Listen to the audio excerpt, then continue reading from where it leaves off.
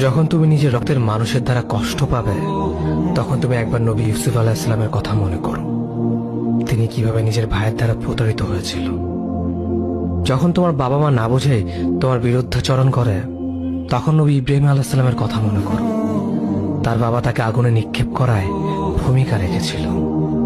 যখন তুমি সমস্যা থেকে পরিত্রাণের জন্য কোনো পথ পাবে না, তখন ইউনুস আলাইহিস সালামের কথা ভেবো।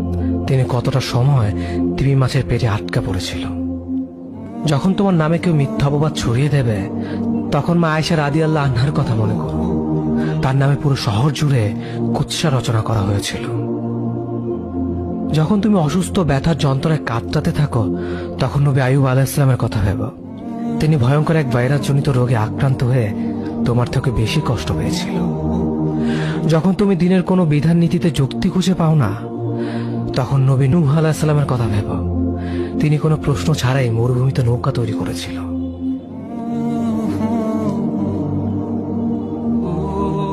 যখন তুমি আত্মীয়স্বজন, পরিবার, বন্ধু বান্ধবের কাছে হাসির পাত্রে পরিণত হও, তখন তুমি শেষ নবী হযরত মুহাম্মদ সাল্লাল্লাহু আলাইহি ওয়াসাল্লামের কথা ভেবো।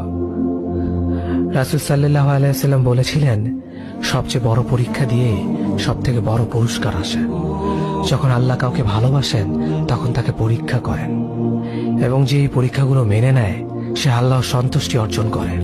আর যে অভিযোগ করে, সে তার ক্রোধের পাত্র হয়। হে আল্লাহ, তোমার কথা মনে করা, তোমার প্রতি কৃতজ্ঞ হওয়ার এবং তোমার ইবাদত করার তৌফিক আমাদের দান করো। আমিন। যেভাবে তুমি সন্তুষ্ট হও, সেভাবেই আমাদের পরিচালিত করো।